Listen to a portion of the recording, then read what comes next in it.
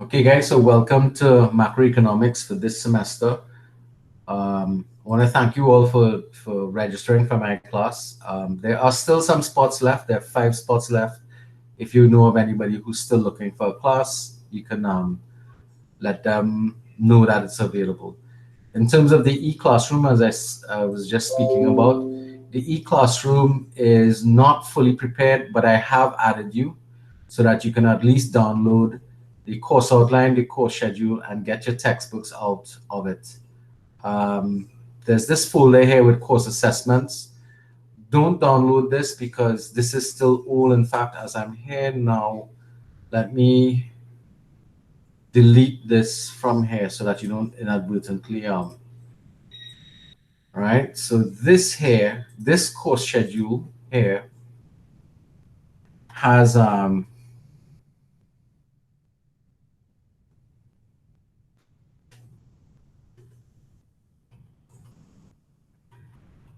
assessments with it, okay? Assessments and rubrics.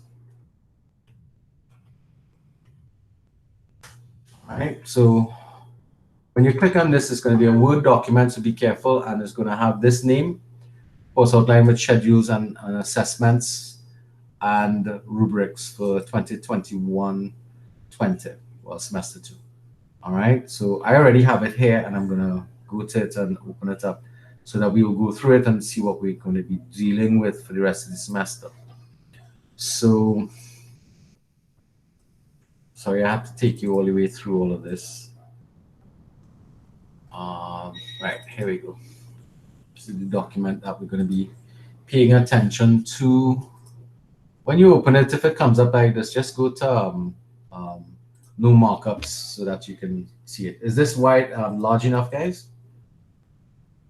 Is it clear enough, everybody? Yes, sir. Yes, sir. Okay. So all of the regular information is here in terms of my email addresses. My phone contact is here again, just in case. Well, there are a couple new people, so I normally share my phone number and all of my email so that you will have multiple methods of communicating with me. Generally, when I'm dealing with office hours, I prefer that we set up an appointment and have a discussion with each other, so that way I can I can fit you into a schedule, because I'm teaching a lot of 5 classes again this semester, and you notice in the absence of Tuesdays I'm teaching all day, so Tuesday is not a good day to message me for anything, because I'll be in back-to-back classes, which is kind of tiring. So although I say 1 p.m. to 4 p.m. Monday, Wednesday, Thursday, if you contact me and you want to meet or just simply get a question answered, I can give you a buzz and call you back. I don't have a problem with that at all, okay? If you want to, well, generally after 9, I wouldn't take calls, because you can call me as well. But if you message me via WhatsApp, and I'm available at night, I will call you back if I can at that point to chat with you if the issue that you're having is one that we can't sort out via just messaging. All right. Remember, of course, you can always message me, even though I haven't taken your message. I might be sleeping or something like that, and I will be able to see your message when I get up and I look at my phone. I'll check my messages to see what's going on. So again, communication during the semester is going to be an important element, especially to make sure that you guys are comfortable with the material and comfortable with the assessments and assignments that are required. Okay, so you can, as I said, well, I would like you to go through and read this document here, so that you would understand all of the policies that exist for the class. All right, so today is the 4th of March, and that we're dealing with Unit 1 at this point in time. Well, not Unit 1, that's just the introduction. We're not actually going to look at any content today. Questions? Somebody? If you have questions, just feel free to stop me along the way, all right? Okay, so I haven't fully set up this online, the number of online sessions, but the expectation is that once I start to load the content, so for example, the content for the introduction to macroeconomics is supposed to be available now, at least from this week on to next week. For each unit, there will be a quiz attached to it, and that quiz will allow you to start to get marks towards your final grades, and we'll look at the assessments across the board. So generally, the course is divided into 7 units, some more lengthy than others. As you can see, national income is 6 hours, as opposed to the introduction to macroeconomics is just a 3-hour expectation. Now, right, so the hours that we have identified here is our expectations. Yeah, sorry, what's that? Hello? All right, somebody just slipped there. All right, so the item we're looking at there is there's an expectation that it should take you about 3 hours to go through that content and deal with it. So between unit 1 and unit 2, I don't expect that I should have to do some online sessions with you. But it should be straightforward enough to be able to do the to do it on your own with the stimulus material I'll put up, which will be a combination of a PowerPoint presentation outlining all of the content and some supporting videos and readings to go with it from the textbooks that you have on to download. All right. I may add a new textbook there as well, and put some readings for it as well. So each unit will have, as I said, its own quiz, review online content, and complete quiz. All right. And I expect that I would have online sessions for some of the more tricky materials. So, for example, if we don't do any sessions next week and in the next 2 weeks, the Unit 3, Models of Income Determination, is a fairly tricky and dense area. So I might do a number of sessions for that. I'm suggesting one, but I suspect that I should probably do one on the 1st of August, 1st of April, sorry, and then see how you all are going with the rest of it. And it also depends on me getting the material put up in time for you guys. So I have to spend a lot of time building new content for this course to allow you all. But there are readings for each of the modules as well that you can go on your own and look at. So once we finish with models of income determination, we're supposed to move to government policy and public finance, which we expect should take about 6 hours. The expectation is that from that unit, we will do one live session and there will be one session. So the expectation is a few sessions along the way. Then after that, we go to money and banking. And money and banking tends to be fairly straightforward, with the exception of the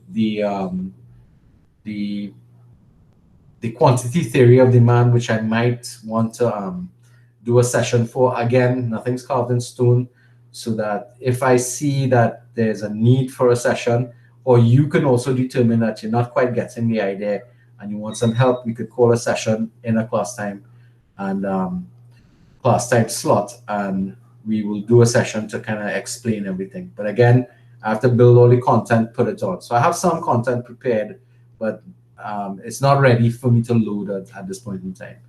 The next area is international environments, and that's a fairly big area. It covers trade, exchange rates, balance of payments, and some aspects of globalization comes up in it as well.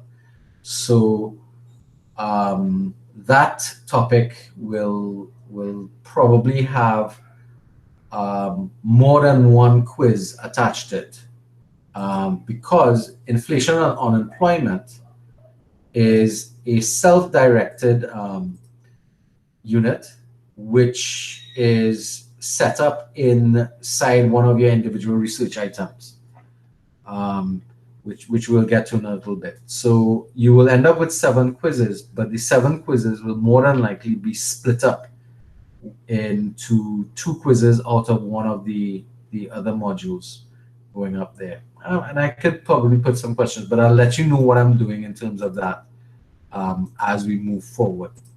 All right. As I said, I'm re-engineering this course from scratch. So I am having some foundation issues with what was done previously. I'm trying not to depart too far from what was done by the other lecturers, but understand that there is some stylistic stuff that I would prefer as opposed to what I saw on this thing.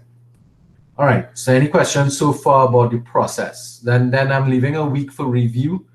Primarily that week is coming on to the end of the semester, where we're going to be able to review some stuff, especially related to your group projects. I know I want to have a live session on that, because the session after that will be your presentations. So we'll get to assessments in a little bit now. All right. So as you're seeing this now, are there any questions that you would like to ask about it? Or it looks fairly predictable?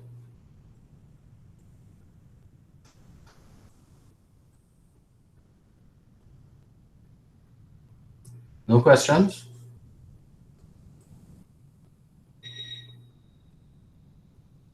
I would have thought some people would have had questions. You can turn on your microphones if you want, chat or whatnot. It makes me feel like there are people here. Catherine says it's okay. All right, cool. All right, so let's go through the assessments. Sorry, yes? We're going to have Zoom meeting every week? No. We don't. That's what I said. I might want to meet with you next week, because I'm now putting up some content. If I'm not having it, you will see messages to that extent coming up on the WhatsApp chat and on the via email if necessary. If you look at the course outline, I'm anticipating that I will be doing my next live session with you should be April the 15th. That's the plan.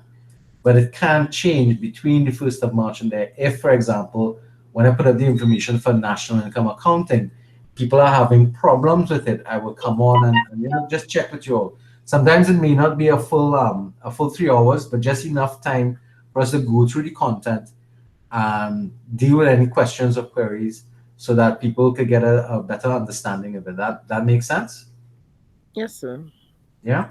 So we're not necessarily going to be having classes every Thursday. All right. Because the objective here is that you guys should be able to go through some of the material on your own, respond to the stimulus material to it, and start to work on other stuff, because you also have other things to do, which you'll be aware of. You have your individual assignment to do, you have some group work to do, and you also have research to be doing as well. So if you earmark this time for working on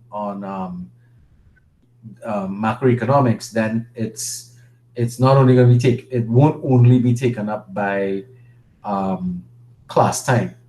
So the expectation is that I should have about I'm estimating maybe 6 to 7 sessions, live sessions with you. Maybe 1, 2, 3, 4, 5, 6, maybe 7. All right. So although we are running right through, but again, it's going to be in relation to how you feel about it and whether you feel comfortable enough to not have a session, that kind of stuff. I know a lot of y'all got accustomed to when we did leadership and ethics, we met almost every week. Yes.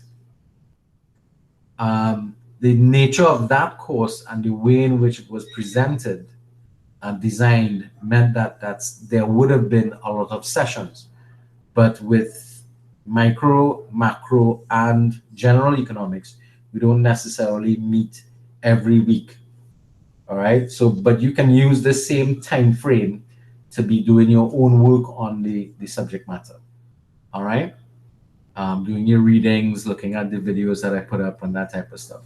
So as I said, I have work to do on the e-classroom so that you would have the stimulus material there to be able to begin to your exploration of macroeconomics in this sense. Okay. So we were looking at the assignment. So the way in which the course is being assessed, there are going to be 7 unit quizzes that will amount to 30% of your final grade. And that will be, as you complete a unit, it'll be open for you to attempt. My policy with relation to that is, I have it down here. Let's go through it one time. Let's get to it. The policy with the quizzes is that the course is designed in 7 units of content, and each will have a quiz that will evaluate students' understanding of the content. Each quiz will consist of 10 multiple choice items with a 20-minute time limit. Students will have 2 attempts at each quiz, and the better score will count towards your final grade. Some of the later quizzes may have an extended time limit as the content may become more challenging in the latter part of the course. Each quiz will remain open for, well, I have to change this because I've realized that I need to allow a little more flexibility.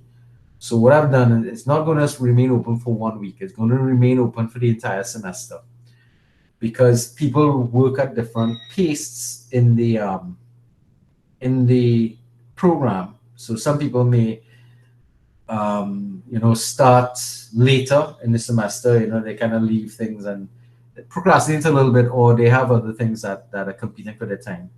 So what I'll do is once the quiz is open, I'll open all the quizzes from the beginning of the semester as well, but I'll close all of the quizzes at on the 15th of June. However, your access to the quiz is based upon the number of attempts you've taken. So I'm allowing at least 2 attempts per quiz. As I said, in some of the later units, the quizzes may have more attempts put in because the content is more difficult. Does that sound fair, guys? Yes. Yeah, that sounds fair. Yeah. My thinking about this is that, Rome wasn't built in a day, and I am of the firm belief that you should have more than 1 attempt at trying to understand something, because my philosophy is encourage you to want to learn. I know in some classes you get 1 attempt at a quiz and that's it. You're one and done kind of thing. So my thing is, you go through the material and try to grasp it, and that is, you do the readings, you look at the presentation, you look at some at the videos and whatnot that I pull together as resource material for you to use. You then attempt the quiz, look at the performance, and if you are not happy with the performance, you can attempt the quiz a second time to see if you can improve upon it. Regardless of what happens in the 2 attempts that you take, I will only take the highest score that you make between the 2. All right. So if for some reason you did it the first time and you got a really good mark, and then you did it the second time and it got worse, and that's a possibility because the intention is that the quiz will come from a quiz bank of maybe 15 to 16 or 17 or 18 questions, but it's only going to pull 10 questions at a time. So it means it's going to shuffle the questions when you are when you're working on it. So it means that if you go into a question a second, you're going to a quiz a second time, it would not be necessarily true that you'll end up with the same questions that you got from the previous quiz, because it's going to shuffle the questions from the question bank. You're all understanding that technique, right? It was something I used in the micro as well. So it should be fairly self-explanatory for those of you who have been with me before. That's the technique I use. But the question content will be on the same area that we're investigating. So it's not a new area. So you'll get new questions, but you'll be asking about the same things, basically. So you get a second attempt. And as I said before, if I find the material is more challenging as we move forward in certain areas, especially in areas like models of income determination and theories of money and stuff like that tend to be a little more tricky, then I would I'd allow for more attempts at it. But once you go to a quiz and you click on the quiz, it'll show you how much it'll show you how many attempts are available. Okay, while you're when you're on it. Y'all remember that from last year, right? Last semester, I should say. Some feedback would be nice, guys. Yes, sir, I do. Yes, yes, sir. You all remember that? Okay. All right. I see people dropping and coming back in. I guess people are having connectivity issues. Yeah, Catherine's Sorry about that. That's okay. I just lost connectivity here before you came in as well. Anybody new came in while we were away there? No. All right. Especially the new guys, let me know if you're all understanding everything. Yeah? The people who were here with me before, I'm using a similar format in terms of setting up the e-classroom and the quiz designs and stuff like that. Let me know if you find it's fair or if it's if you find it's not fair or you don't like it. Just let me know. I mean, the most you can say is yes, you like it, or no, you like it. I can't judge you on that. It's not a big problem, really. All right. So that's the quizzes, and the 7 quizzes that you get will amount to 30% of your final grade, which means if you work it out, each quiz, right? So if you divide 30 by 7, you'd realize that the weighting for each quiz is just about 4 marks per quiz. All right. The objective here is for you to get the very best results that will allow you to get as much of that 30% moving forward into the rest of the class. All right. Okay. Any questions about quizzes? Let's go to the other assessments. I know I'm making you all dizzy, so hold a sec. All right, so the next major assessment is a 20% assessment, which is due, it has a due date the 4th of April. I haven't set up the submission points yet, but you can start working on these things immediately. And that's an individual research assignment. And let's go into that assignment here. That's this one here. You're required to submit a written assignment to be used part of your coursework evaluation that will count for 20% of your final grade. There are suggested word limits of 300 words per question. Now, that's just a suggested. If you go over or you are under, it doesn't matter. Just try to respond to the questions as fully as you think you should. All right. Remember, we are going to be setting up that same Turnitin link in the classroom for you to turn your assignments into it. We are looking for no more than 15% comparison or similarity. Okay, so is everybody familiar with that Turnitin feature of the e-classrooms? I need some feedback. I know my past students should be. Yeah, I've used it before. Right? Do you understand how to utilize it to help edit your documents? To fix it, that kind of stuff. So what I'm planning to do is I'm setting up the Turnitin assignment by itself for you to submit your stuff, do your comparison similarity, pull it down. If the percentage is too high, fix it and then resubmit it to see what your similarity ratings are before you post it into your final draft. Not sure how to edit. Okay, Catherine. What happens is when you put it up, you're supposed to download the report, and the report is built in such a way where you re-download the assignment, and it comes with notations on it that indicates to you what is viewed as being similar to content found on the internet, and that is something you have to treat with in terms of trying to fix the content. All right. So when you get a block, no, well, the other Catherine, Catherine Seram, she had asked the question in the comments. So when you see similarities, you have to kind of work out where are these similarities coming from, and they can in fact come from the well, some of the similarities we were getting last semester, if everybody remembers, the very questions themselves were causing similarity responses. And once we discounted those similarities, what you're looking for is patches of your work that's been read as being too similar to content from web pages or other papers that were submitted by students in other parts of the world.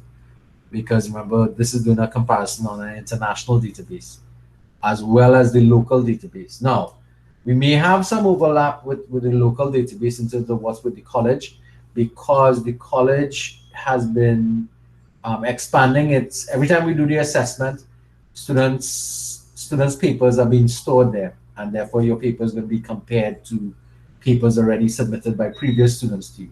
Now, we have tweaked the questions a little bit, but by and large, they're very similar to the previous assessments that were run. So far we're understanding this. So there's going to be 2 submission points: the Turnitin, which is where we'll do all the checking. And I also should mention to you, I want to, when you do your first Turnitin, and I want to look at that report with you and give you some feedback on what you need to do to fix it. So which means I'll do a sort of a dry run grading, so that you'll know where you sit at this point in time, so that you will know what you need to go and do to fix it. Now, generally, what tends to hurt most people is really citation and stuff like that. Huh? So if we look at the way in which this question is going to be marked, the content actually counts for 125%. The organization and layout of the paper, remember what we meant by that is whether or not you have a title page, contents page, table of contents, page numbers, section breaks between questions, and so on, so that it's easier to read. Whether or not you've utilized the requirements of how to set up an assignment. Somebody from my previous class, what are the requirements to set up an assignment for academic purposes? Do you remember?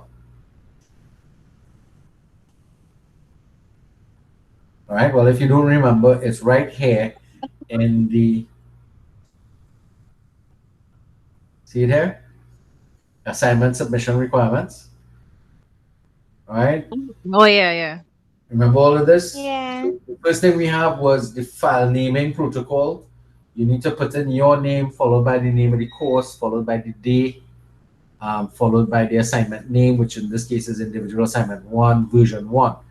All right, why version 1? Because if you submitted a version 1 in the past and then you want to re-edit it, you should probably resave it as version 2, so that when I store it, when I get it, it's going to read the appropriate version. Because sometimes what I'll do to be able to evaluate your work is download your first submissions, so that I can look at it and save it to a file that I maintain for each student. And that way, when you send the second one, it'll be differentiated from the first one by simply renaming it version 2. The reason why I need your name and stuff on the file itself, the file name, is to make sure that this is your file, this is your assignment. The other requirements is that it should be submitted online. It should be typed double space on standard size paper, which is legal size, 1-inch margins on all sides, with clearly readable fonts, with the APA citation model or style recommending fonts like Arial or Times New Roman fonts at 12, size 12 point thing. This is a resource here that you can copy and paste into a search engine to be able to take you to a resource that will help you with that. That then brings us to, so it also talks about title pages, tables of contents, and page numbering, section headings, and that type of stuff. Basically, what I'm looking for is for you guys to put together a paper that becomes a little easier for me to read. Because when it's all different fonts all over the place, and this part is all squunched up and a different font from this part, and it really looks unprofessional. And what we need you to do is to be able to put together a paper that will meet academic requirements internationally. And the international standard we're using is the APA standard. So that's the setup I'm looking for. This is the resource here that I talked about that you can utilize.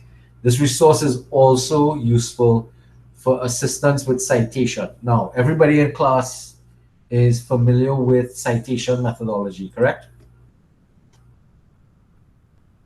Yes? Yes, sir. Yes, sir. Yes, All sir. right. Yes, sir. Especially my new folks. All of you all have done Libs 130 and are familiar with how to do citation in the APA format. That'll be Mr. Charles and oh, some people dropped out already. Riaz and Sachin. You guys are familiar with the APA format, right? Yes, sir. Yeah. Okay, and we know the two elements, the in-text citation and the reference list and the relationship between the two. The citation is going to be important in this particular case here. All right. Okay. So let's go back to the thing here. So we did talk about the Turnitin submission points, and again, the Turnitin submission points is a tool. You don't need to be afraid of submitting it. It's a tool for you to submit your documents in and see what your comparative or similarity ratings are for you to be able to fix it. Now, I've been having problems with setting up that for some whatever reason, where you don't get permission to take. Sometimes you'd have to message me to take down or delete your previous submission to be able to redo. But I would want you to be able to go to your submission, download the report version of your assignment so that you'll know what to do to fix it. And from there, you'd be able to, I will take down the old one so that you'll be able to put up another one. I've tried various setups with it, but it still does that same nonsense. So what we're looking for is a maximum of 15% similarity, which is a standard in academic circles, all right, for the assignment. All right, so the other stuff you can read about in terms of attendance participation. So let's go back to the individual assignment. So far we haven't even gotten to the questions itself, but simply organization, 10%, use of language, 15%, and citation, 15%. And of course, we make mention here of the 15% similarity rating. So what I'm looking for you is between your in-text and your reference listing, I'm looking for the format and the quantity. So you need to have the appropriate APA formatting for both your citation lists or reference lists and citation methodology for in-text citation. So those are the things I'm looking for. A lot of times students simply just don't put in enough in-text citation or enough citation across the board. Now, why are we asking so much for citation? The expectation in this class is that you all are not going to be rewriting or creating new theory, but you are going to be relying heavily upon the theories created by other economists outside there. So the idea is that if you're relying on their work, then you need to give them credit for its use. All right. But what we want you to be able to do is to add your own explanations of those concepts and ideas. So that's why we're saying, okay, we expect that about 15% of your work should come from somebody else's, but the balance, next 85%, should be your discussion and interpretation of that work. That makes sense? Yes? No? Maybe? Yes, sir. All right, cool. So that brings us to the questions. So you recognize that the actual questions amount to 125 marks. See that here? So there are 3 questions, each with 4 parts. And this is what we meant when we said that the topic of um, um, inflation and unemployment will be handled by you through self-directed learning. So the questions themselves will be, that's why I'm not really necessarily going to set up a quiz on this, because you're already being assessed for it um, in a different area, right? This is That's more, sorry? not just saying thanks. All right, there wouldn't be a duplication then, let's put it that way. So each question here has to be answered, and the marks for each question is set up. All right. We've already kind of suggested some things to kind of help you along. So you go through each question, you answer it. So this obviously is like your first section of your response, section A, which has questions 1, 2, 3, and 4. So this is 1A, 2, that kind of stuff. Then section B, which deals with unemployment. Sorry. You'll notice there's a similarity in terms of the way the marks are allocated. Distinguish between unemployment and the natural rate of unemployment. Identify and explain 5 types of unemployment. With the use of examples, explain 6 implications of an increasing unemployment rate to an economy. 15 marks, so 6 implications, or 6 effects of high levels of unemployment in the economy. That's what we're asking for. Explain 5 measures implemented by the government of Trinidad to be able to curb increasing unemployment in Trinidad. Now, this is very specific. You have to actually get what are or were the policies that the government of Trinidad and Tobago has used historically to be able to deal with this problem. Okay, that makes sense? Mm-hmm. All right, good. Then we go to a question here on, So, yes? and if you ain't get anything that the government do to do that, What do you mean if you do get nothing? Who's asking? because Right, Alana. Yes. Alana, Yeah. Uh-huh. um, Well, first off, saying that the first thing you want to do is to look and see what the text says are the policies that governments can use to ameliorate unemployment. unemployment and inflation problems, right? Because that's Okay. what they think. And then you have to kind of then take that information and say, okay, well, of this, what did the government of Trinidad and Tobago, through its history, attempt at different times when we had high levels of unemployment? That makes Okay, better sir. sense to you? So you could talk about Yes. things like the CPEP program, you could also talk about OJT. The help gate is one of the things that they So, I thought you was talking about currently, so that is why I said. well, I would say currently there are historical policies in trade. All right. One of the big areas right now that they talk about is government investment in industry and stimulating the economy to be able to increase economic activity by increasing its spending. And that's one thing that you can talk about. Right now, however, government doesn't have the kind of money that it used to have in the past to engage in large project spending that will generate employment. So we're kind of getting into macro and fiscal policy now, but that's what we're talking about. So I expect that we should have some nice healthy discussions about the policies we see taking place in around us. And this is what makes this class very interesting, because macroeconomics is real in the sense that it's stuff that you can see happening daily in the economy around you.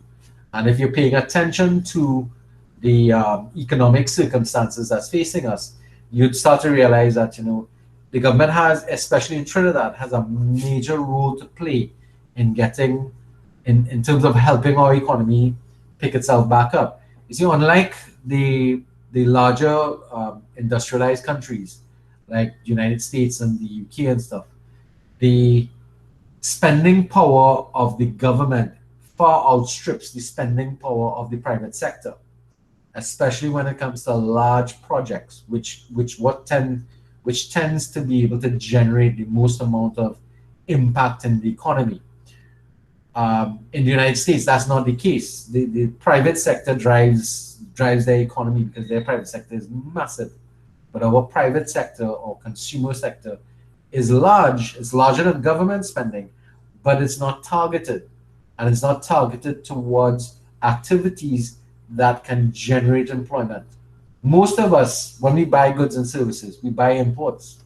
So the only business that we drive is retail trade. You realize that, right? When we buy food, the demand for food drives agriculture. But if we buy only imported food, then we're not driving local industry. We're driving foreign industries to provide more food for us, while the local farmers don't have a market with prices that will help to make them stay competitive. Because that's the other element. Are they competitive are they competitive enough to deal with the quality and prices of the imports that are coming in? All right. So simple things like that. Those are fiscal policies that we're going to be treating with in class, and we can engage in some interesting discussions about that. But at this point in this assignment, what we're asking you to do is to really evaluate at a very basic level the sum of the policy. So this 10 marks here is probably where you'll be actually able to take the theory of unemployment and apply it to what exists in Trinidad and Tobago. All right, but before we could do the application part, we actually have to get the theory. You understand what I mean? So that takes us to the question C, or section C, on trade, which is asking you to distinguish between domestic and international trade. Remember, that's theory. Identify and discuss 4 of the reasons for international trade, which is why countries trade. 4 advantages of why, or 4 reasons why people engage in trade. That's 10 marks. Identify and explain 5 arguments for and 5 arguments against free trade. So that's where you get your 10 by 10 for that. So there's a whole international discussion that goes on about free trade.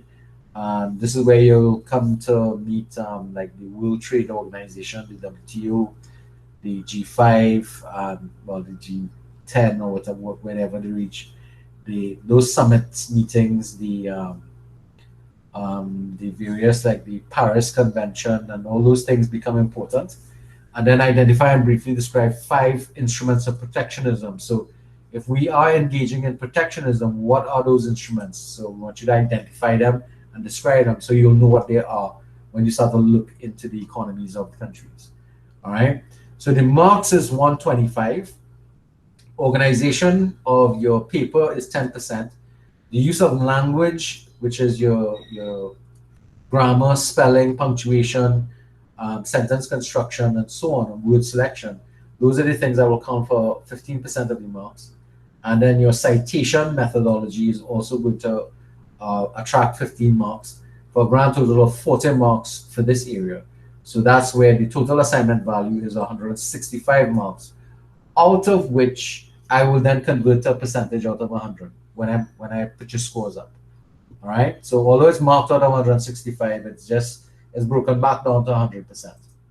So far, so good. Everybody's understanding this. So this is your first assessment. You can start this immediately because the textbooks are there. You can start reading them and begin some basic research in it for that area. Okay. I will probably, well, there are lots of YouTube videos on these things. I'll probably try and put some, build a section on inflation and unemployment, and well, trade has to be done as well. So we'll see how that goes. I'll try and send some material for you. There's a rubric here that will indicate how we're marking stuff. All right. What we're looking for. We hope that you can follow this. All right. All right, to help you, understand what we're looking for when you're doing your assignment, which is hopefully useful for you guys. All right. Any questions on the individual assignment at this time? No, sir. Awesome. Everybody's comfortable. They think they understand what's being asked of you. As we said, it's individual research. All right. Okay, let's go to the. Atiba's not here. Jordan. Somebody. People have been jumping in and out. All right. Let's go to the next assessment, journal. So you're familiar with this journal thing from the previous class, but this journal is different. In this journal exercise, you're not looking for articles. You will be looking at the last budget that was presented in Parliament. All right, which would have been September of last year, right? Yes. Yeah. Yes. Actually, it was October, but Nothing. sorry. No, no, realize it really was October. My Yeah, word. the fiscal year ends September 31st, but um, it starts from October the 1st. But is it September 30th? My bad. There's no 31st of September. My horrible bad. All right. So the last budget, you need to go to the budget, as you can see here, instructions. Journal report 20%. Each student is to select one fiscal measure from the 2020 budget to be analyzed using the questions below as a guide. All questions of the assignment must be answered. Respond for each part of the question. Responses for each part of the question should be no more than 400 words. Now, again, the word requirements are suggestions. So if you go over the word count, don't panic. Some of your questions may go over, some may be under. At the end of the day, what we're looking at is what we're looking at more than anything else is the quality of your responses. All right. Submissions must contain a cover page, right? So this has to do with the arrangement and the material that you're using. Students are to include as part of their introduction an overview of the 2020 budget and a summary of the fiscal measures chosen.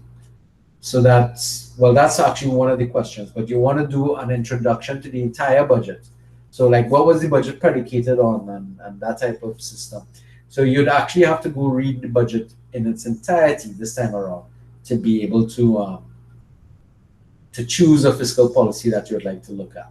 Students will be allowed to use diagrams and pictures in their project as long as they are properly referenced. What happened there? Why are you vomiting? Catherine, why are you vomiting? I'm vomiting, crying. You know, you said so. Read the whole budget. Well, there would again for you to be able to critique something, you have to look at it and evaluate it. Now, I want to think that the budget presentation might be available on YouTube if you want to look at it from that perspective and listen to it rather. But then I don't know how good you're going to feel listening to it as opposed to reading it. At least when you're reading it, you can, focus on what is important and gloss over the areas that are fluff. Because there is a lot of fluff in most budgets. I remember. I don't ever pay attention. I won't lie. I don't ever pay attention to the budget readings and the all that. So please direct me to where would I find that anyway. The Ministry of Finance website, Thank you. right? All of the budget presentations have been lodged into the Ministry of Finance website for download. And it's important sometimes when you're doing this type of analysis that you not only look at the current year, but you also look at the previous year, because in some instances, the policies were started in a previous year and continue in this year. So all they do is continue allocating funds towards that particular project. So, and that's what the budget is all about. The budget's proper name is actually in Parliament. Anybody knows what the proper name is? What the bill is called? We know that's the budget speech, but it's actually called in Parliament, when it's read and laid in Parliament, it's called the Appropriations Bill. What does the word appropriate mean?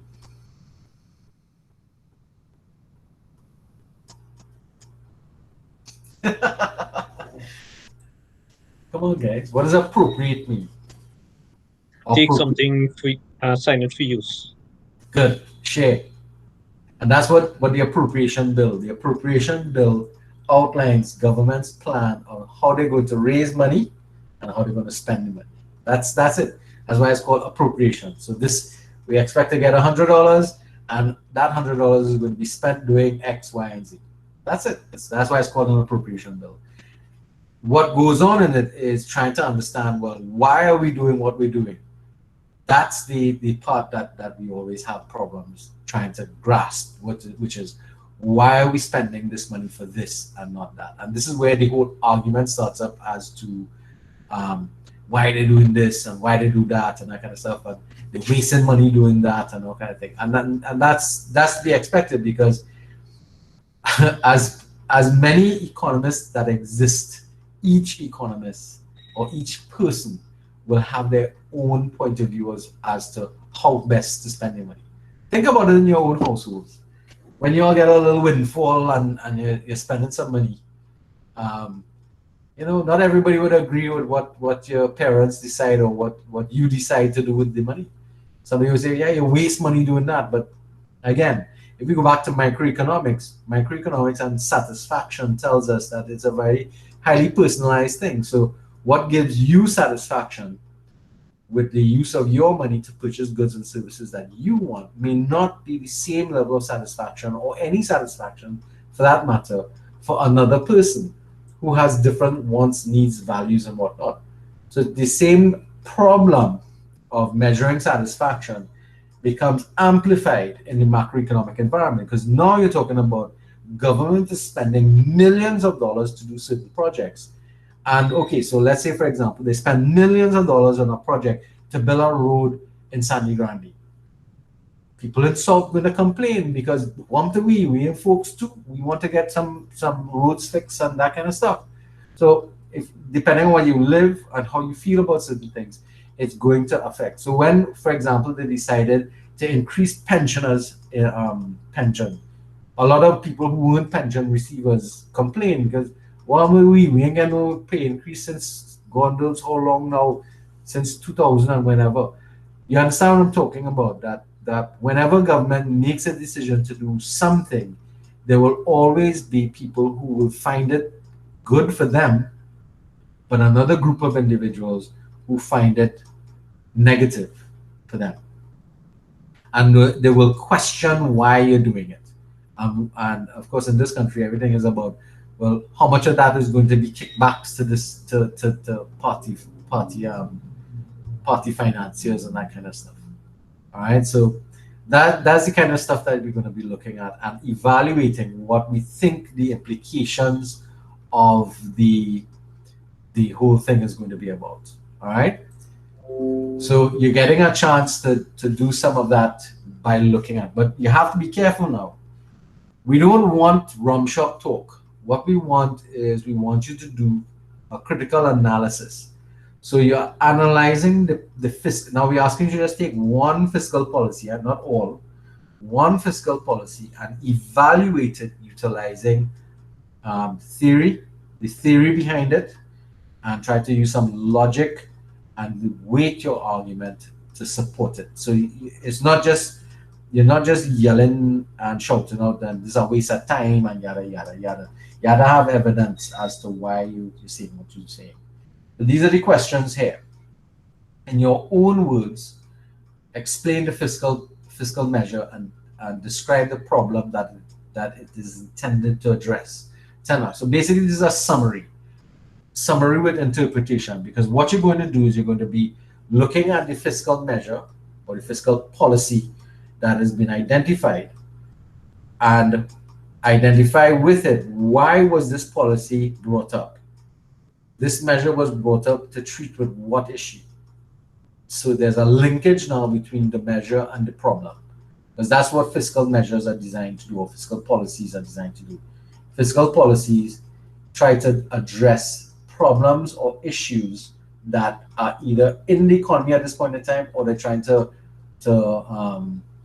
what's the word I want to use? They're trying to mitigate against something that they see coming in the future. All right, good policies do that too. All right, any questions on this so far? All right, not hearing anything. So let's look at the other questions.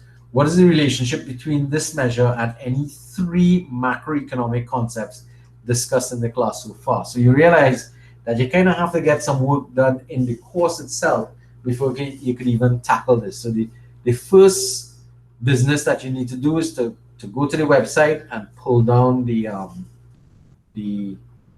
last budget speech, and have it there and probably start reading it so you get a little familiar with it. How does this measure impact or affect our lives as an individual?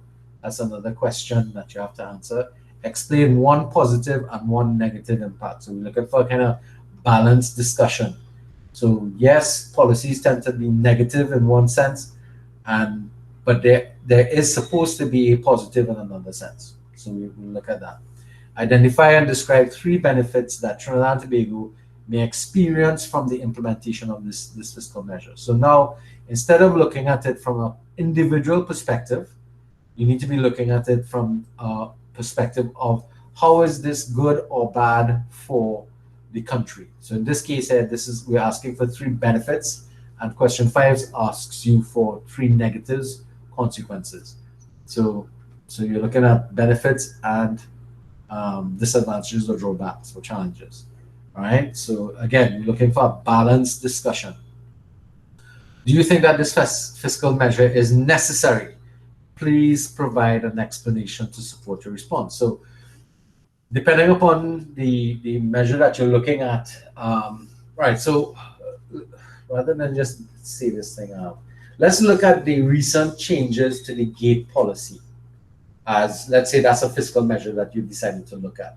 What do you all remember as the recent changes to the gate policy in terms of spending money? So you're trying to hurt my heart, because I was really, really mad after that budget. When I hear you say that, you won't believe how you want me to say. I can't only comment on it. Again, if you're so passionate about it, choose that policy and evaluate it.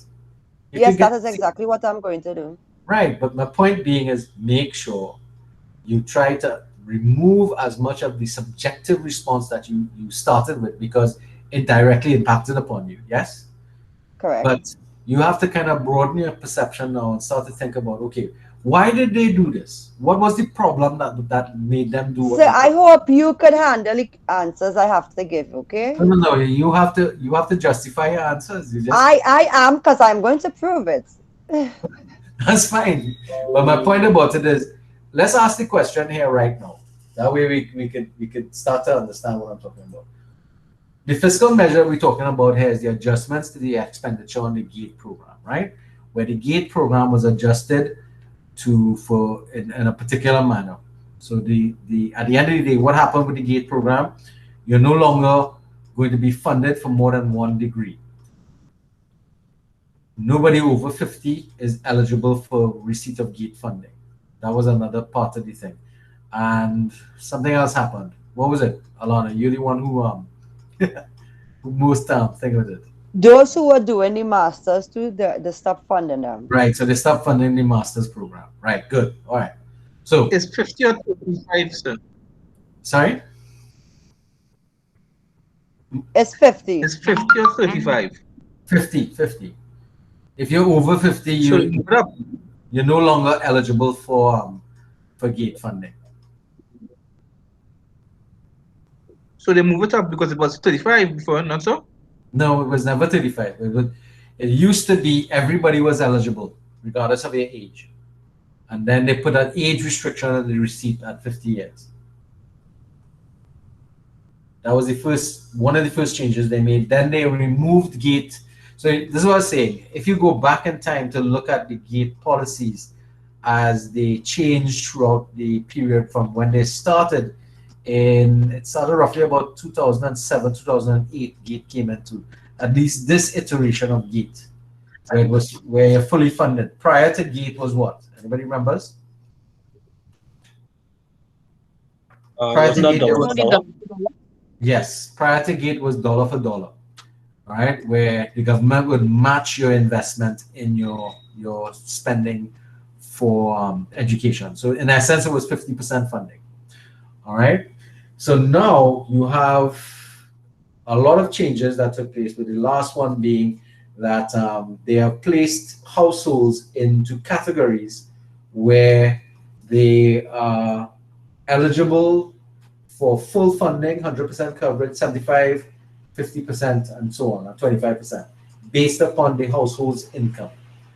Those kind of things. Yes? Now, Mm-hmm. what was the problem? Yes, sir. So a lot of the things, some of the things they implemented in it new is okay, but sir, at the end of the day, the long term of it is that when you stop like when you're trying to stop funding, educating your economy, so and in the long run, you're stifling your economy. Education is the way out, and to have a literate economy, everybody could be able to become more self-sufficient instead of always depending on the government. They need to look more at the long run and stop. Well, okay, Maharsh. Well, I mean, we did have gate funding for almost what, 2 decades now, you know. The problem, And schools don't ever stop because children I are don't, always yeah, coming back from school. I don't necessarily agree with some of the changes that took place, and because the changes would negatively impact upon the poorest sector of society. Whereas they're looking at equity here, what you find happening is that the minute anything goes wrong with the GATE program, the sector of society that is most discouraged from accessing GATE funding is going to be that sector of the society that has the least amount of resources. All So, right. and that is my point. They're not clearly watching it over because at the end of the day, who could afford it will still afford it, and then those that who really need it, who's going to be going to be left behind, and then how is poverty is going to be alleviated? Yeah. And all right. So again, but we have to, right. So we're getting caught up with how we feel about it. But let's try and look at the question. The question asks, what was the fiscal measure, and what was the problem that it was trying to address? The changes to the GATE program was to address the problem, you know. So What it was can it? be, oh, Go ahead. sorry. It can be the lack of funds that we have right now, the government has. That's the problem. The problem Because with that they they were borrow. trying to Yes, but sir, okay, I understand you're saying that they're saying that, but at the end of the day, the among the stop the gate funding now, you put it towards the renting of a building. Is that making sense? Is the renting of the bill? Alana, it's the same thing I just said to you. What makes sense to the government will not make sense to everybody in society. So this is the challenge that any government faces when they make expenditure decisions about how they're going to spend the money that they have. It's Because not there, sir. It's because we put them there. It's our money they're spending. Remember yes, that. but again, they're in charge of appropriating the money, and these are the decisions that they're making based upon some of the plans that they have for the future. Now, I don't know if you guys would remember this, but prior to GATE, um, tertiary education was free all the way up to university, well, or was paid by government all the way up to university. The only thing you had to pay was the same thing, your registration fees and stuff like that. I was a recipient of free government education all the way up to my bachelor's degree. And in the final year of my bachelor's degree, the government had to make a change. That was in 1989. All right. They made a change because at that time we ended up in the back pocket of the IMF. That was just before the coup in Trinidad and Tobago. The country went into an absolute disaster. And as a result of the introduction of that, back then it was called CES. So I had to pay $5,000 a year for my degree. Now, $5,000 back in 1987 was a lot of money. In fact, um, it was so much money that my parents ended up, my mom, I have to say, mortgaged the house to pay for my education. Now listen to what I'm saying, mortgage the house, right? So, which is standard like today, because that $5,000 that they spent there is probably equivalent to about $50,000 to $100,000 now in today's money value. You understand what I mean? So, but the reason why the government made the decision was because it found itself in a situation where it could no longer fund that quantity of they couldn't spend that money on that, or they felt that the money was, they couldn't afford it, and therefore it was one of the items they decided to cut. And Alana is quite correct in saying, so you cut money out of the gate funding, and then you take that money and you're using it to do what you consider to be nonsensical stuff.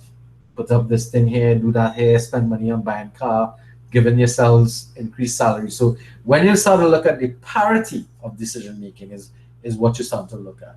But again, what you're looking at here is evaluating a fiscal policy to understand why a government may find themselves making unpopular decisions, regardless of the negative impact that it's having. All right. So what this assignment is asking you to approach the analysis of the budget not from a position of subjectivity, but from a position of objectivity. I'm not saying that you have to like the policy, all right? But I want you to present an objective argument that indicates that this was a poor decision, all right? But not one that is full of emotions. That is the objective of this. No, sir, I'll be professional. No. Again, support your responses with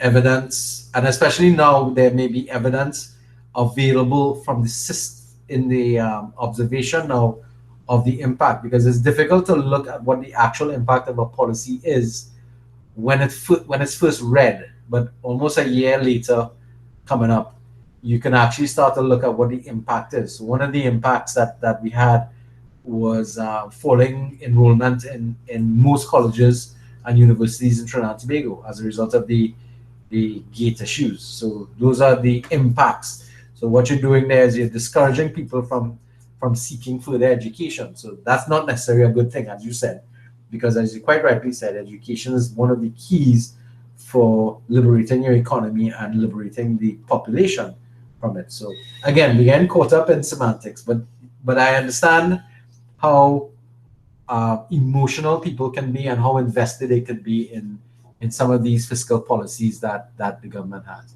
So now you're getting a legitimate mechanism to be able to go and evaluate the policy. So again, start reading the policies, choose the one that you want to go with, and start doing your research. There's a deadline for this in the thing. This is in May, I believe. I've assessed that you should get us out of the way I would say by the end of May. I have the 16th of May for that and the 4th of April for the individual research. So you have some deadlines set up already to get it sorted out. So I expect some lively discussions. All right. Any questions about that journal? We understand what it is and what it's asking for. And again, we have the rubric for it. So the layout of the 60 for content, 10% for language usage, 15% for citation, 15% for presentation and layout. And then these are this is the rubric to guide you in terms of what we're looking at in terms of the marking system for it. All right, and we talked about quizzes already. So far, so good? Yes, sir. All right, let's go to the final assessment, which is the group project and presentation for 30%. So again, similar to microeconomics, we're using the same format. There's no final exams. So what we're using is a group project and a presentation for a combination of 30%, 20% for the project, and 10% for the presentation. Okay. So again, in this case, we're looking at setting you up in teams to choose countries to do an economic analysis. This time, however, you are going to do um, macroeconomic evaluation. So the country, so that you have to include an introduction and a conclusion, with the introduction being, an overview of the country itself. The conclusion, on the other hand, should be no more than one page and should be summarizing the findings of your analysis, which is what conclusions ought to do, summarize the things. And again, you are allowed to use diagrams and pictures of the country and stuff to format your document, as long as you cite your sources for it. Again, it requires APA formatting, both for the layout of the paper or the project, as well as the citation requirements for it. And again, we're going to have the same Turnitin link for you, and we're looking for the same 15%. Now, I'm using peer evaluation if necessary. So the idea again will be for us to work together to make sure teams are working well and don't leave everything to the last minute, because I don't want to use the peer review form as a punitive measure. I want us to be using it as not as a big stick, but more along the lines of getting people to work successfully with each other in relation to the accomplishment of this group exercise. So these are the questions. Well, this is the learning objectives and stuff that we're looking at. These are the questions that you're looking at.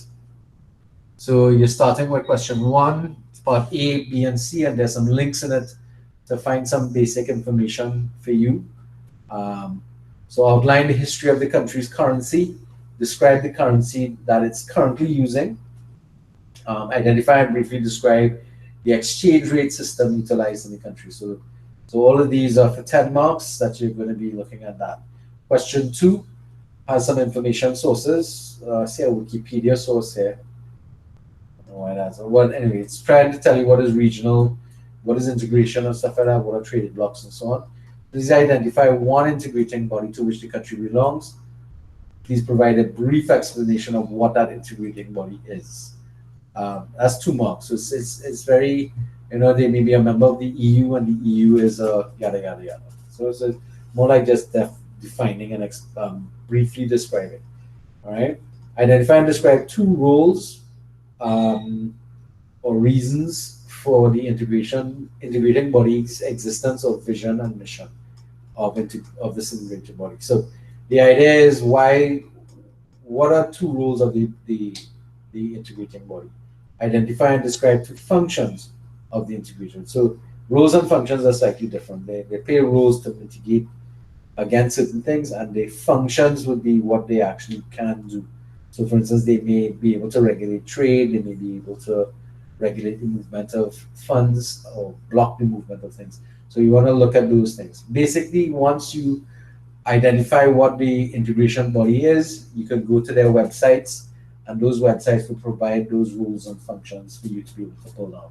This, of course, depends upon which country you decide to work on. Question 3, for 20 marks, identify and describe 4 macroeconomic problems experienced by this country over the last 10 years. So that requires some research into the country. So we recognize that when we start to do government policy and stuff, there are basically 4 primary economic issues that governments have to mitigate against. And for those of you who might know it, that will be stimulating growth and development in the country, controlling inflation. So you're trying to make sure inflation doesn't get out of hand or be too low, so there's a balancing act. Also, maintaining lower levels of unemployment. They don't want very high levels of unemployment. You also want to maintain positive balances on your balance of trade or balance of payments, so that you don't find yourself in economic problems. And that's about it. The other one is exchange rate controls and managing the exchange rate. That's specifically for small countries. Larger countries can do better in terms of managing the exchange rate through demand and supply. So what you would have to, from that broad listing, you'd have to identify the specific problems that the country experienced when it comes to unemployment, inflation, growth, development, balance of payments, that kind of stuff. Or in that case, a lot of other stuff that can take place in those ambits. For each problem identified in Part A, explain 2 strategies that can be used or have been used to address it. Use data to support. So what we're looking for is you have to actually identify a problem that country had, and what did they use or are currently using to address it. So for example, most countries are experiencing developmental issues at this point in time, growth and developmental issues, because of the impact of the COVID pandemic, and that is dampening the ability of countries to grow, economically speaking. And you can look at what strategies they're trying to utilize for that. In a lot of instances, like for instance, the States is using a lot of stimulus spending to try and stimulate people to spend money. A lot of countries can't afford that because they have limited income levels coming in, so it's creating some problems in terms of how they go about treating it. So again, when we say use data to support your analysis, it means find information to back up what you're saying. Now again, the questions are not asking you to identify the broad discussion of what are macroeconomic problems and so on, but what are the specific problems of each country that you're investigating. Again, this is full application. All right. So next, question 4. This has to do with trade. So collecting 10 years of import and export data for this country and representing a line or bar graph. That is so that we can actually see the pattern. All right. So you're collecting the data first of all and putting it into some graphical representation. That is useful. So we're suggesting a line graph or a bar graph that will be able to show us patterns of trade. Use the data collected. Using the data collected, complete the following. Analyze the import and export data, stating if these values increased, decreased, fluctuated, or remain relatively stable over the 10-year period. That is the trade pattern that is observed. That's what we're talking about. Please ensure to describe the changes observed over the years for 2 marks. So you're just looking at the data now and you're just analyzing it. They go up, down, that kind of stuff. So it's basic stuff. So that's why it's 2 marks. Describe the trade balance observed by the country over the period. Are they experiencing continuous surpluses, or are they continuously in deficit, or are they moving backward and forward between? So are they fluctuating between surplus and deficits throughout that 10-year period? And discuss 2 possible implications of the trade balance. So first off, you have to look at what type of trade balance generally they are facing, and then look at what are the effects that those trade balances are having on the economy. So if it's consistent deficits, then that has one set of problems that it can create, whereas if it's specific surpluses, it can create another. Now, the implication doesn't mean only negative. It can be positive or negative. So the word implication is neither good or bad. So you can have one good, one bad. Those are 2 implications that you can look at, negative and positive. Then you have question 5, describe the impact of the coronavirus has had on households and firms in this country, or at least 2 industries in the economy of this country, So you have choices, and you could focus on the households and the firms in general, or you could look at 2 specific industries from that country that and evaluate the impact that the coronavirus has had on them. So that's actually a nice question, because you can choose to look at it from general micro or look at it from a macro scale. So we have given you some variation there. And question 6, collect 10 years of GDP and GDP growth rate data for this country, and there's a source available up there. Now, this is just one source, so there are other sources that you can look at. Represented now line or bar graph. So that's the first thing for 10 marks, collecting the data, processing the data into this format, 10 marks. Analyze that data now, stating whether or not the values are increasing, decreasing, fluctuating, or remaining relatively stable over the 10-year period. Highlight the trends. So we're looking at, is it rising gradually? Did it peak and go up? Did it peak and fall? Or did it hit a trough? Observe what the trends are. Provide 2 reasons for the trend. So why is that happening? Why is their GDP levels doing what it's doing? That's what we're looking for you, and we need you to identify 2 reasons for it. So you have to observe the pattern first and then work on that. Question 7. Describe any 2 strategies that can be used in this country to stimulate growth, as well as any 2 strategies that can be used to stimulate development. Ensure you include in your discussion your reasons for these selections. So that is specific to the country again, because though there are general guidelines for strategies, you need to look at the country to see whether or not they can apply. That's why you have to give reasons for why you're choosing these particular things. So again, that's 5 by 5, 10 marks there across the board. You have to include an introduction and a conclusion. There's a little repetition from above. Try and make it interesting so that I won't get bored to tears reading it. All right, so the written project is 20%.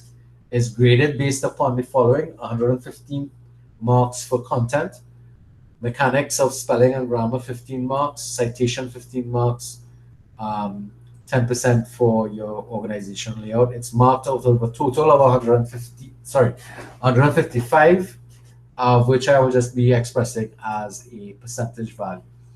Now, the second aspect, the project presentation, 10%. You will have to present in about 20 minutes your findings from your research. And this will be graded according to, you all should be familiar with this from the last semester. I use a similar marking structure. These little edit things here. Content 60%, presentation skills 25, citation 15. Again, we're looking at similarity rating of 15%. Now, for your PowerPoint presentation, you're not going to be putting it through the similarity rating, because that'll be a wasted process, because you're more than likely going to be using photographs and stuff, images coming directly from the country's research, the research that you did. However, what I want you to do is to make sure that on your slides and in your discussion, you cite your sources of data, and that you create a couple slides to put your citation information in. You don't have to actually read them or present them, but you can now try to answer all the key questions in your presentation. Make it enjoyable by including interesting information about the country and the investigation. So again, in your presentation, answer the questions generally, which should be fairly straightforward to do. And you want to try and hold your presentation down to about, I would say, between 20 to 30 minutes max. Last time around, we had some people taking up to an hour, so we try to avoid that. All right, if requested by the lecturer, members will be required to complete a peer evaluation form to assess everyone's contribution to the activity. Peer evaluation score will be used as a modifier. So what happens there is that if there are only if there are problems in the group, and I will be checking in with you all the time about your group activities, I will want to try and avoid having to use a peer evaluation, because the way it works is that the peer evaluation operates in such a way that if a group does great work and puts together a nice presentation, they get 95%, but they have a lot of group issues and we do the group pair evaluation. So that means everybody has to complete a group pair evaluation form evaluating their other members. When I tally that and work the average out, it means that that average score will be how much of the full marks you get. So let's say, for example, the group gets 95% as the score that when I finish marking the assessment and stuff. And the pay evaluation says, well, this member only contributed up to 85%. Their pay evaluation score came up as 85. If I multiply that by 0.85, that means from the 90%, 95%, the A that the student got, that the project got, this student will only get 80. Well, I would round this up to the nearest high number. I'd say 81 marks out of the 95. Now, that is a stiff way for this thing to work, and I would not like to do that to any student. I would encourage you all, if there are issues, contact me and we work it out before we get to the point of people getting vexed with each other and starting to do all kind of rubbish. All right. So the idea is that I will be playing a hands-on role with you in terms of doing this. So rubrics attached, you have the pay evaluation form. And the way the pay evaluation form is set up is there are 25 questions in which you are ranking somebody between 0 to 4. All right, maximum being 4, 0 being thing. So basically at the end of the day, if you put somebody in here and you score them for honestly, for each of these 25 questions, the total should be something out of 100, which tells me one time whether or not the person was doing their work along the way. All right. And then we have the rubric for the presentation that you can go through. And then we have the rubric for the project itself, so that it indicates to you how the marks have been allocated. So far, so good, guys? Any questions? No, sir. You all might be a bit tired. All right, so that takes us to the point of, those are all these evaluations that we're using for the semester. That's what we need to go through to be able to complete the whole exercise that we want to look at. Nobody has any questions they want to ask, right? At this point. So I have a question. Yes, Catherine. In the previous class, we did, if for some reason I would say like I want to use the same country that I did for micro, would that be okay? Well, unless you have the same group that you'll be working with, that might be a problem, because if you end up in a group with other people from different country groups, which is highly likely because I'm not seeing a lot of the people who were with you in that class here, then you'll be competing with everybody else for that. But I'm really not seeing too much of a problem with students choosing some of the countries they did in the previous one, although it might be an idea for you to change the country you're looking at. So we'll see. All right, just for a change, because you could get a little bored looking at it from before.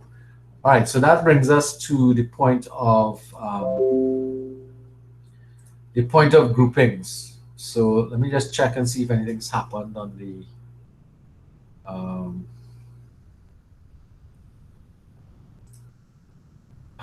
let's refresh this. All right, so we're still at 20. Good. All right, cool. So what we want to do is we want to create groups. How do we do that?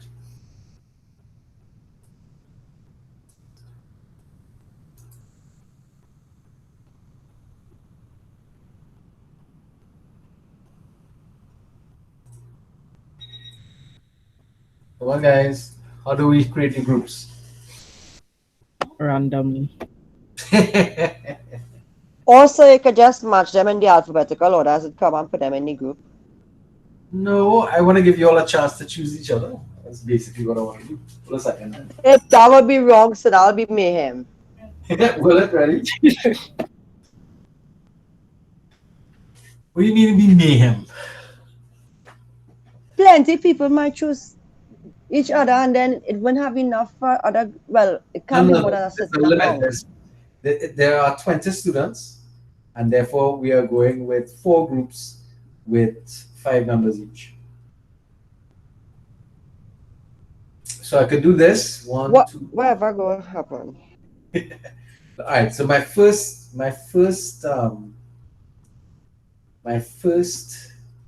instinct is to ask you all if you all want to group yourselves. The second thing would be if you don't want to group yourselves. Now remember, I've only just heard from 2 people. If you don't want to group yourselves, then you'd have to take whatever grouping I give you. What do you all want to do? You want to give me the authority to set you up in groups, or do you want? Yes, best you take the authority to set us up in groups. That's 1. Cindy says 2. We got to get consensus. I'm not going to do Yeah, anything. you can So set the you groups. do it. 3. Catherine's You 4. so you do it. 5. Terry says 6. Anybody else? Yes, sir. I, Primity 7. Who's I? Alana 8. All right. Amanda says, Hazel says yes, that's 9. Mr. Charles says yes, that's 10. What about the other people who are not saying anything? Yes, sir. Go I ahead. said yes. Go So ahead. it passed half, so it's okay. No. Consensus doesn't mean 50%. Consensus means that everybody agrees that this is the route that we're taking. Because I So, ain't no damn so more stories. persons said yes in the chat. Sorry? More persons said yes in the chat. Yeah, I know. The eyes have it. All right, so let's see. The problem is human beings can't be random. So let's try this. 1, 2.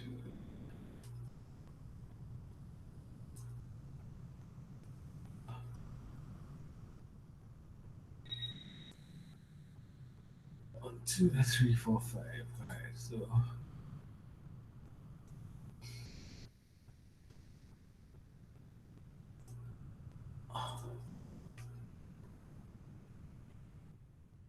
Ta-da! There you go. Group 1.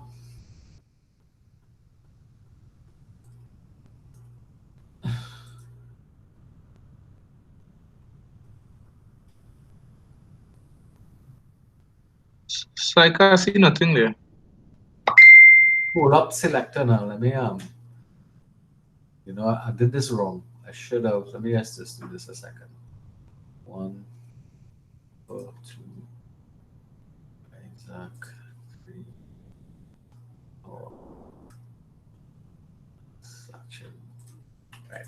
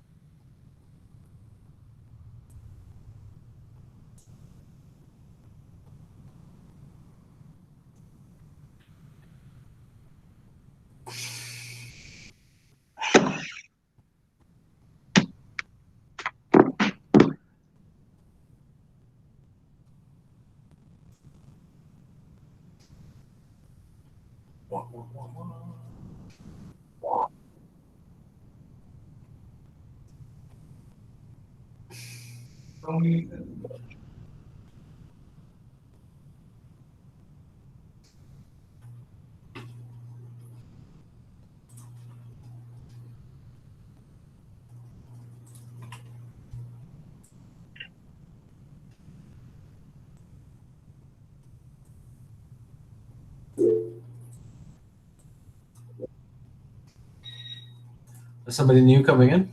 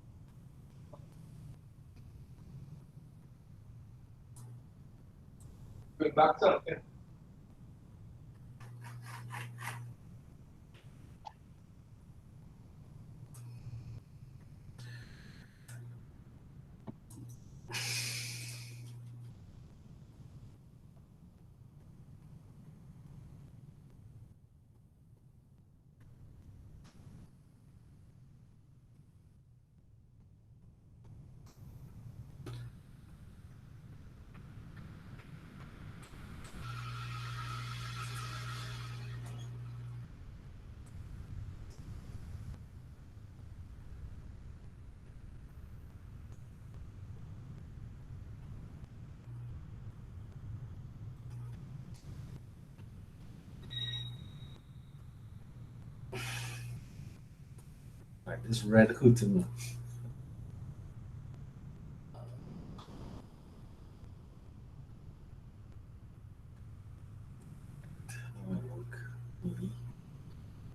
All right, let's see if I can get this in such a way that you guys can see it. So, can you all see this? Group 1, Arjun, Cooper, Isaac, Maharaj, and Singh. Cooper is not here and Maharaj is not here, correct? I believe so. Right, just I don't want two absent people in the same group simultaneously.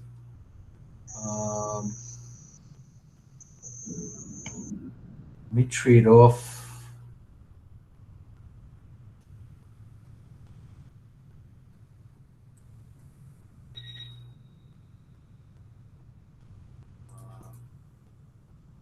Sugram is here, right?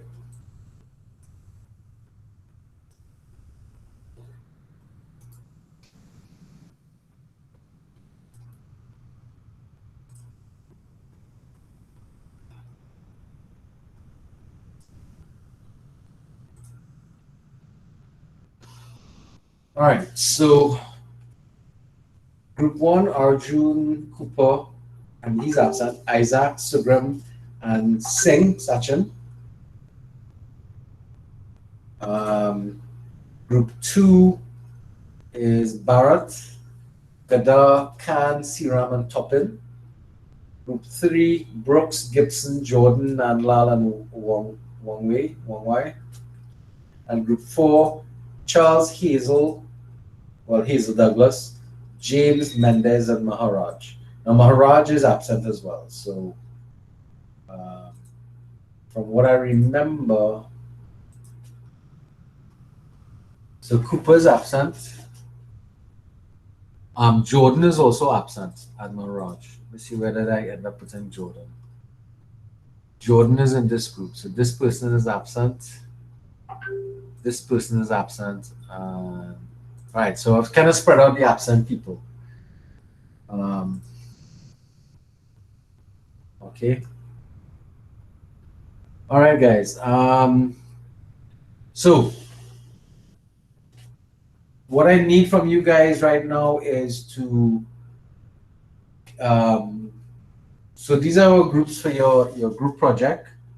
All right, so at this point I think I can stop the recording.